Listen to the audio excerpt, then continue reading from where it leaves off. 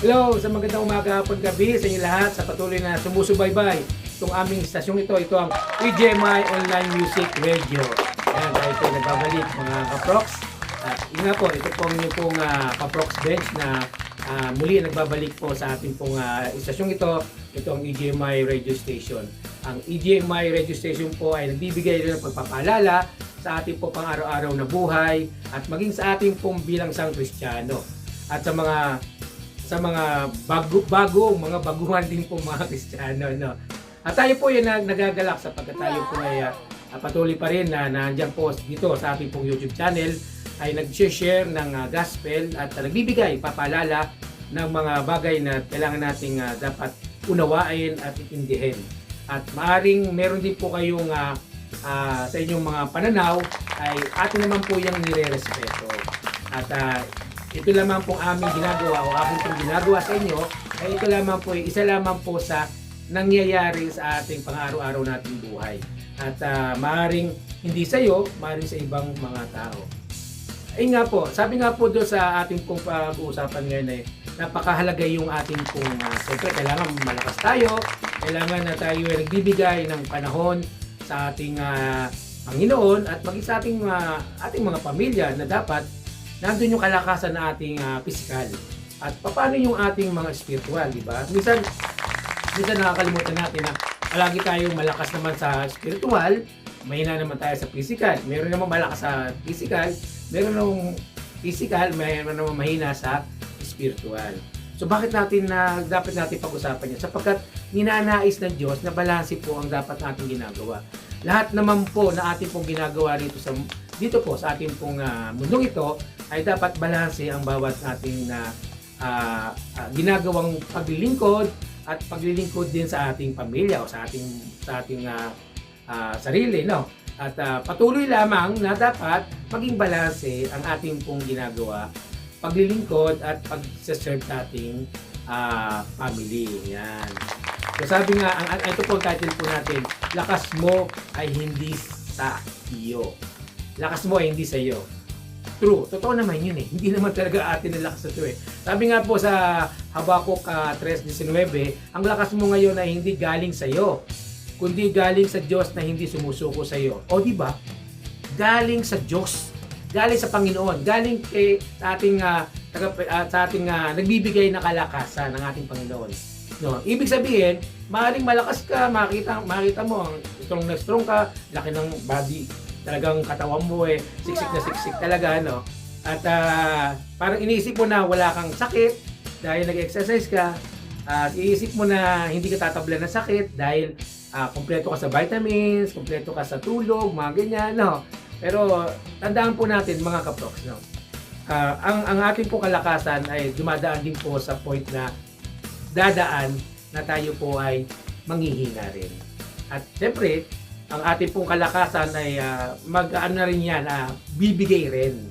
So minsan sinasabi ng iba na hanggat sinasabi nga, di ba, na habang may lakas, ay dapat tayo naglilingkod sa Diyos. Pero baliktad na yun eh. Ang nangyayari kapag may lakas, sakala lang paglilingkod sa Diyos. No, sakala lang dahil kailangan ko pang bayaran ng mga ganito. Kailangan kong may mga bills akong babayaran. Well, actually, lahat naman tayo, mayroon talagang babayaran mga bills, no? Even na ikaw ay nung pinanganak ka, at ikaw ay sinilang, talagang may bills na binabayaran ang magulang mo. Hanggang ngayon, ikaw naman ang nagbabayad. Ang point ko ron, mga kaproks, mga kapatid, ay wag nating kaligtaan ang ating Panginoon. Yung lakas na binibigay sa atin ng Diyos ay lagi natin pagpasalamat sa Kanya. Sapagkat kung hindi sa Kanya, ay maaaring hindi kumpleto ang buong mong pagkatao. No, di ba? Papalad tayo sapagkat tayo ay may kumpleto ang ating mata, maayos ang ating pagsasalita, buong ating tenga, tsaka ilong, at maayos ang ating pangatawan. Yung iba, di ba? May mga kakulangan, pero lumalaban sila. Much more pa na tayo na kumpleto, na tinatawag tayo ng Diyos na para maglingkod sa Kanya, ay nalilimutan natin o nakakaligtaan natin na magpakatok o magpatawag sa ating Panginoon. Yun po nga ating dapat po natin tandaan. Yung pong paglilingkod sa Diyos ay dapat yan since na ikaw ay nakakilala na sa ating Panginoon, huwag mo nang bitawan. Huwag kang bumitaw. Sapagkat yung kalakasan na binigay na sa iyo ng ating Panginoon, andyan na sa iyo. Dinadala mo na. So, ibig sabihin, mga kaproks, na kapag yung ibigay na ng Panginoon ng iyong kalakasan, i-keep mo na yan. Sustain mo na lang. Pero huwag mo sasabihin na sakala lang dahil malakas pa naman ako bata pa naman ako Marami ng mga bata ngayon na nauuna na. Diba? Katotohanan lang mga puso na akin po sinasabi. May mga bata na bata pa lang ay talagang wala na. Sira na ang katawan. Physically hindi pa to spiritual. O, di ba? Kaya minsan sinasabi ng mga tao na bakit ako nagkaganito? Bakit ako nagkasakit ng ganito? Lagi naman ako nag-exercise. Lagi ako uminom ng vitamins. Lagi nga ako nagpapainit sa araw Lumakas daw sabi, di ba? Pero hindi ganoon. Although kailangan natin 'yon, pero ang lagi nating tandaan, yung binibigay ng Diyos, yung ini-input sa ating isipan at saka puso. Ano 'yun? Yung maglingkod sa ating Panginoon. Di ba? Yung mag-serve ka, magpagamit ka. Hindi yung kailangan pagsabihin ni pastor na mag-evangelize ka or magpagamit ka. Hindi. Merong pagkakataon na ibinubulong na ang Panginoon o tinatawag ka na, grab mo na 'yon. Kaproks. Kasi ang binibigay ng pagkakataon, ng binibigay ng Diyos ay isa ka sa pinaka espesyal na tinawag ng Diyos. 'Di ba? Maglingkod. Yung physical mo, nandyan yan. Actually, kailangan natin talaga yan. Huwag nyo naman sabihin sa akin na iba to sa akin na kailangan natin yan, lalo na sa pagtatrabaho. Kailangan malinaw ang ating pag-isip, malakas ang ating pangangatawan, kailangan natin yan. Of course, kailangan natin lalo mga tatay, mga daddy, di ba? Kailangan natin ng lakas para maitaguin natin ating pamilya. O sa mga babae naman, kailangan din naman ng lakas dahil sa sisilbi nila o pag-aaruga sa kanilang mga anak at maging sa bahay na naiiwan. Pero mostly talagang napakahirap,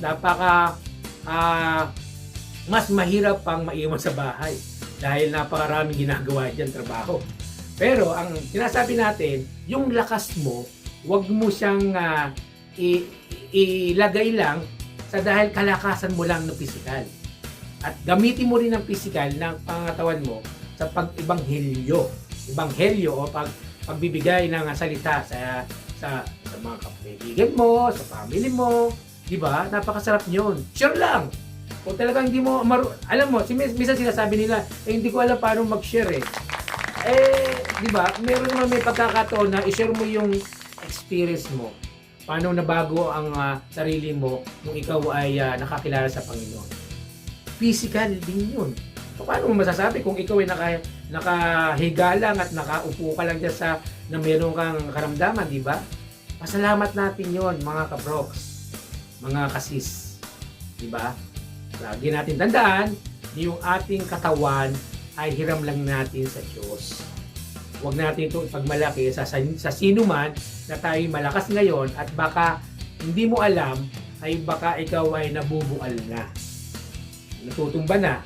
Hindi mo alam. Ibig sabihin nyo, yung spiritual mo, nalilimutan mo na rin. Hindi mo na rin siya napipid, napapakain ang spiritual mo. Puro ka na lang physical.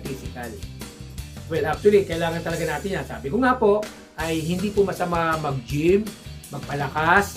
Pero ang sinasabi ko po rito, ay sinasabi po natin, ay habang tayo may lakas, tayo po ay magpagamit sa Diyos.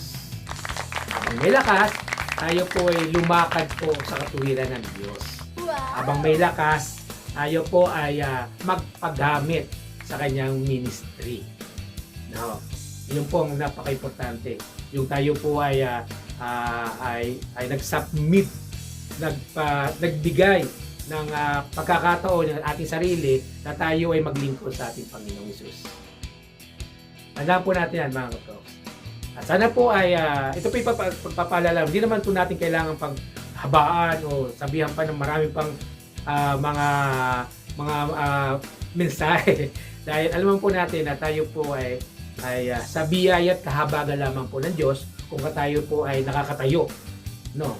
lalo na tayong mga OFW na sa ibang bansa na naiwan ng mga family sa ibang doon po sa Pilipinas, ay magpalakas din po rin po tayo. Huwag po natin pabayaan din natin physical body. At lagi po natin tandaan na lagi tayong magpasalamat sa Diyos. Yung paggising natin sa umaga, magpasalamat ka. Yung pagtulog, magpasalamat ka para gisingin tayo ulit sa susunod na araw.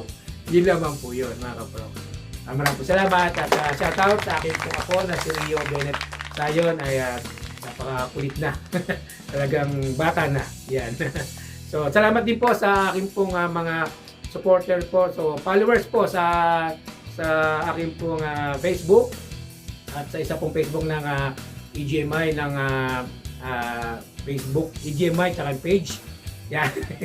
So, maraming po salamat sapagkat nag-grow ang aming pong ang mga followers. At ibig sabihin naman po yan ay inyo pong nasusundan ang aming pong mga topic din po doon. At purihin ng Diyos sa buhay po ninyo at purihin ang Panginoon sa ating pong buhay, na itong ating pong YouTube channel na ito, nagagamit po natin to para po ipakilala ang salita ng Diyos at hindi po ang inyong lingkod. Ang Diyos po ang tinataas po natin dito at kung ano man ang aking pong nababanggit, nasasabi, ay ito po ay ninanais ng Panginoon na ipagpapaalala lamang po. At nawa po mga kaproks, ay tayo po ay magkaroon din po ng isang panalangin upang ang ating pong bansang Pilipinas ay makaahon po sa kahirapan. Alam niyo po yun, mga OFW, naway maging set aside po natin yung politiko, mga politics. Ang ating pong ituon, yung tayo po'y manalangin sa Diyos, pasalamat natin ang ating bansa na meron nawa ay maganap ang kagustuhan ng Diyos, yung plano ng Diyos, hindi plano ng tao. Kaya tanda po natin na mas masarap pa pong maglingkod sa Diyos kaysa sa mga bagay na hindi naman po kalulugdan ng ating Panginoon. Kaya wag po nating iasam yun. Maging ano po tayo, maging kalmante po tayo sa nangyayari ngayon. Dito po sa Middle East ay panalangin po natin ang ating pong bansa.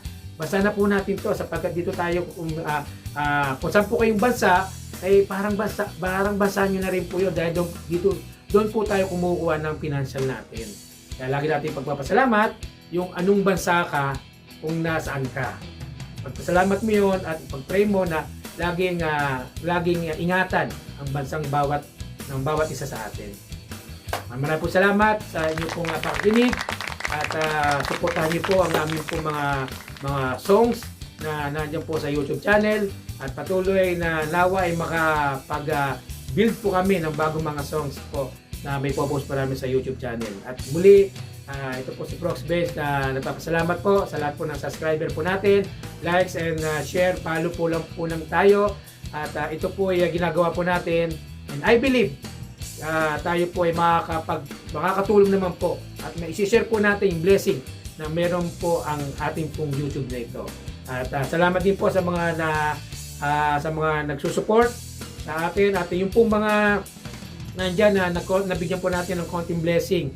Maraming po salamat sa inyo at patuloy po kayong naway pagpalain at suportahan lalo pa. Share niyo lamang po ito at makikita niyo po ang video nito na pagkatapos ko po nito ay i-share po namin yung mga na ating po nabutan at yung iba po ay hindi na po natin na video, ilalalaman po. No?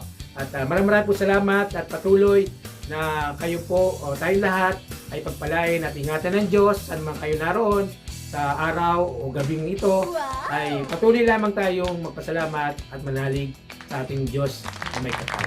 Ito ang EGMI Online Music Radio. God bless mga kapatid. Maraming salamat po, Prof. Benz, sa blessing na ito. God bless you. Thank you po sa blessing, Prof. Benz. God bless you po. Maraming salamat sa blessing kay Prox Benz.